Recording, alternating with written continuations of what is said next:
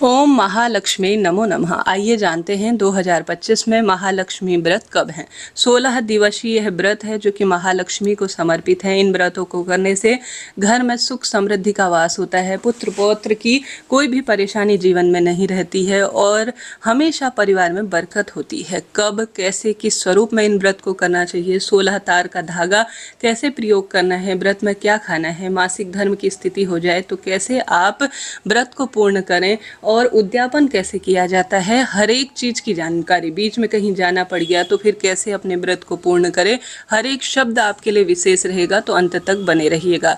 सबसे पहले आप सभी मेरे साथ स्तुति कीजिए माँ लक्ष्मी की।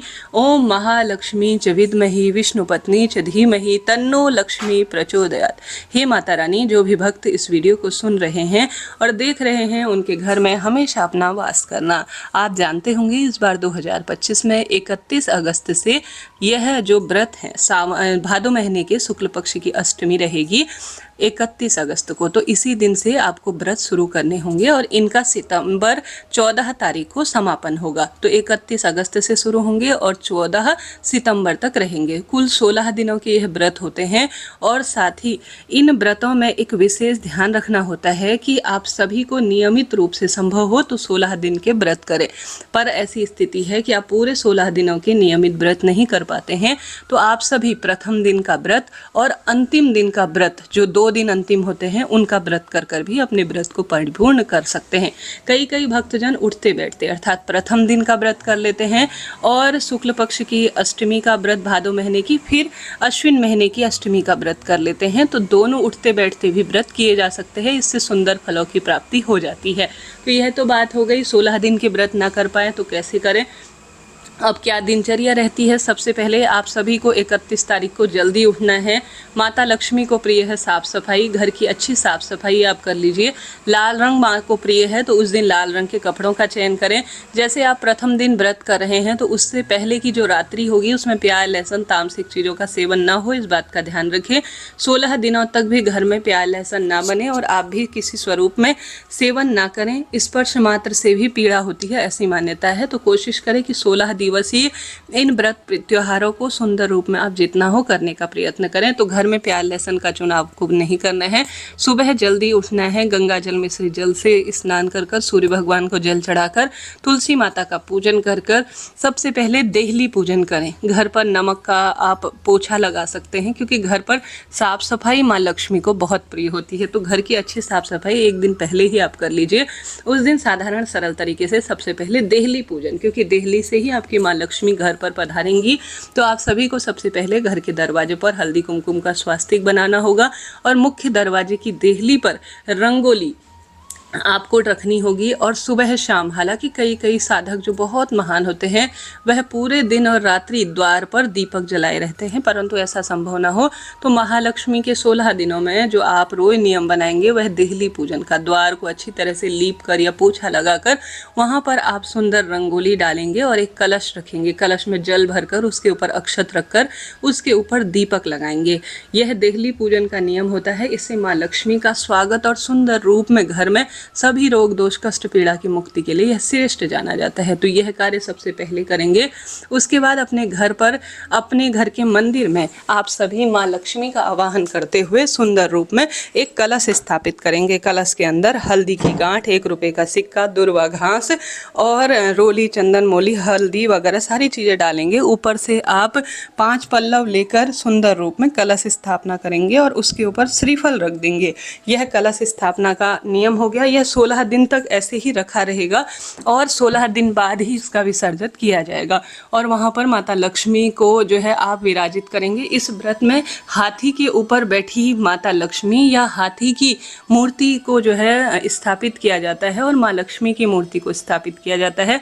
उनके साथ गणेश जी महाराज को भी आपको स्थापित करना होगा। इस व्रत का वर्णन महाभारत काल में जो है मिलता है। स्वयं द्रौपदी, कुंती और वेद शास्त्रों में कहा गया है कि कई श्रेष्ठ महिला जनों ने इस व्रत को किया था, जिसके पुण्य प्रताप से उनके जीवन में अन्न धन्य की कोई कमी नहीं हुई। तो इसलिए इस महिमा की व्यास जी ने भी, अर्थात जो वेद व्यास जी थे, उन्होंने शास्त्रों में वर्णन किया है। बहुत सुंदर इसका वर्णन मिलता है। तो यह व्रत कोई कहा सुना नहीं है, बल्कि शास्त्रों में वर्णित व्रत है। तो अपने घर के मंदिर में माता लक्ष्मी को गज के साथ विराजित कर कर, बाजार में भी गज लक्ष्मी मूर्ति मिल जाती है, और जो है सुंदर भाव से आप संकल्प लेंगे, दाहिने हाथ में अक्षत और पुष्प रखकर, हे माँ लक्ष्मी, आज से मैं गज लक्ष्मी व्रत जो है शुरू करने जा रही हूँ, इन व्रतों को पूर्ण करे, ऐसी प्रार्थना करते हुए संकल्प ली हुई वस्तु को माता लक्ष्मी और जो है गज के चरणों में छोड़ देंगे। और माँ लक्ष्मी को सबसे अधिक प्रिय है खीर का भोग।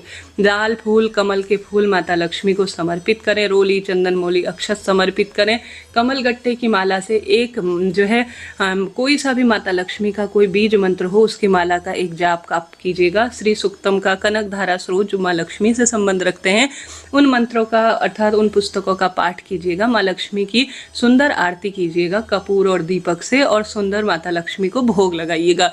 खीर, पुआ, पूड़ी, गुलगुले, अनार का भोग जो माँ को प्रिय है, लाल फूल, कोई सा भी, गुड़हल हो, गुलाब हो, कमल हो, इन्हें माँ लक्ष्मी के समर्पित करें।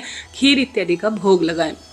पूजा में रही भूल चूक के लिए क्षमा प्रार्थी हूँ। 16 दाने हाथ में लेकर आप माता लक्ष्मी के जो है कथा का श्रवण करें। इस व्रत में एक विशेष नियम लिया जाता है कि 16 की संख्या में, जैसे 16 की संख्या में कोई भी वस्तु हो वह माँ को समर्पित की जाती है। खास तौर पर उसमें सुहाग की चीज़, काजल, मेहंदी, बिंदी, महावर, इन सभी चीज़ों को माँ के समक्ष प्रस्तुत किया जाता है। और साथ के साथ 16 कोई भी जो है फल का भोग लगा सकते हैं, आपकी इच्छा है। अब जितना 16 की महत्वता है, उन सब चीज़ों को माँ के श्री चरणों में समर्पित करें।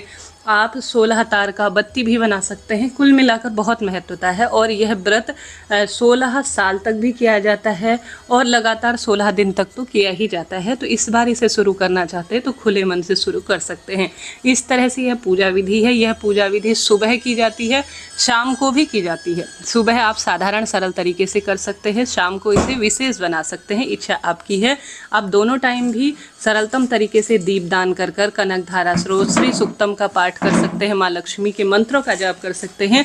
एक समय भी कर लेंगे तो पर्याप्त होगा। संभव हो तो दोनों समय करें, नहीं तो एक समय ही पर्याप्त है। साथ के साथ इस भोजन में क्या खाना चाहिए, देखिए यह भोजन आपकी इच्छा है। आप इसमें फलाहार ले सकते हैं शाम को, जब दिया बाती हो जाए, शाम की पूजा हो जाए, और साथ के साथ आप अन्न ग्रहण भी कर सकते हैं। 16 दिन तक बिना व्रत के रह पाना, गृहस्थ जीवन के कार्य का निर्वाह कर पाना थोड़ा कठिन विषय है। तो आप जो व्रत का नमक, सैधा नमक आता है, उसके साथ अन्न ग्रहण कर सकते हैं, या मीठा भोजन कर सकते हैं, या फलाहार कर सकते हैं, इच्छा आपकी है। आज जिस अनुसार कार्य करेंगे, जिस अनुसार भक्ति करेंगे, वह प्रबल होगी। इसके साथ ही एक विशेष 16 तार का धागा लिया जाता है, बाजार में मिल जाता है। उसमें 16 गांठ लगाई जाती है, और साथ के साथ उसे माता लक्ष्मी के श्री चरणों में, जब पूजा शुरू हो, कलश स्थापना हो, दीप प्रज्वलित हो, हल्दी लगाकर उस धागे को माता के श्री चरणों में रखा जाता है, और बाद में उसे ग्रहण कर लिया जाता है। गले में या अपने बाएं हाथ की भुजा में धारण किया जाता है, और साथ ही इस धागे को धारण करने के बाद लगातार 16 दिन तक पहना जाता है, या 16 महीनों तक पहना जाता है। तो इस तरह से यह जानकारी थी। अब आप सभी को इस व्रत में विशेष नियमों का ध्यान रखना है कि शाम को जब चंद्र देवता दिख जाए तो उन्हें जल चढ़ाकर आप अपने व्रत को खोल लीजिएगा। भूल चूक के लिए क्षमा प्रार्थी हो, और सरल सी पूजा के तहत आप माता को सभी चीज़ें समर्पित करें। संभव हो तो रोज़ 16, जब भी 16 की चीज़ें हो समर्पित करें, परंतु ऐसी क्षमता, शक्ति, सामर्थ्य नहीं है तो कोई बात नहीं। जब व्रत का अंतिम दिन हो, उस दिन आप मात्र 16 चीज़ें समर्पित कर देते हैं तो यह भी पर्याप्त रहता है। देखिए सभी की सामर्थ्य अलग रहती है, धन की कमी कई के जीवन में रहती है, तो वो बेचारे कहाँ से रोज़ 16 की चीज़ें लाएंगे। तो ऐसी स्थिति में किसी एक दिन या व्रत के उद्यापन के दिन भी आप 16 की संख्या में चढ़ा देते हैं तो भी पर्याप्त रहता है। बात आती है मासिक धर्म की, बीच में आ जाए तो मासिक धर्म में देखिए व्रत उपवास तो आप नियमित रूप से कीजिएगा, बहुत सुंदर इसका परिणाम मिलता है। परंतु व्रत उपवास के दिन अगर मासिक धर्म आ जाए तो आप यह पूजा अपने पति या बच्चों के हाथ से करवा लीजिएगा। विस्तृत नहीं कर सकते तो कम स्वरूप में कीजिएगा, परंतु आपके घर के ही सदस्य करें तो ज़्यादा बढ़िया और श्रेष्ठ रहता है। संभव हो तो व्रत उपवास नियमित करें, व्रत करें, व्रती रहें, कथा सुने और मानसिक पूजा करें। घर के ही सदस्य इस व्रत पूजा को आपकी संपन्न करते हैं तो सबसे सुंदर रहा जाता है। बीच में ट्रैवल करना पड़े तो भी कोई दिक्कत नहीं, व्रत उपवास आप करते रहें, पूजा अपने घर पर कर कर चले जाएं, सिर्फ ध्यान स्नान क्षमा प्रार्थी होकर भी पूर्ण हो जाता है व्रत।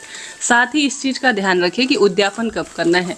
अब 16वां दिन है, उस दिन उद्यापन होगा। चाहे तो 16 जो है महिलाओं को घर पर बुलाकर उन्हें भोजन करवा दीजिए, 16 चीज़ों का उन्हें दान दे दीजिए। ऐसा ना हो पाए कि 16 की संख्या में आपके पास महिला प्राप्त नहीं हो रही है, भोजन आप नहीं करा पा रहे हैं, तो 16 कन्याओं को भी घर पर बुलाकर खीर उन्हें दान में देकर और साथ के तहत 16 चीज़ें उन्हें दान में देकर सुहाग की आप अपने व्रत का उद्यापन कर सकते हैं। व्रत उद्यापन के दिन महालक्ष्मी के मंत्रों के साथ छोटा हवन अपनी इच्छा शक्ति सामर्थ्य अनुसार पंडित जी को बुलाकर आप या स्वयं से कीजिएगा। परंतु आप अभी तक 16 दिनों में 16 सुहाग की सामग्री नहीं चढ़ा पाए हैं तो आप सभी उद्यापन के दिन माता को 16 श्रृंगार की सामग्री जरूर चढ़ाएं। बाद में इसे सुहागिन महिलाओं को या पंडित ब्राह्मण जी को घर पर बुलाकर भोजन कराकर ये 16 कन्याओं को दान में दे दीजिए और इस तरह से आपका यह व्रत सफल और श्रेष्ठ हो जाता है।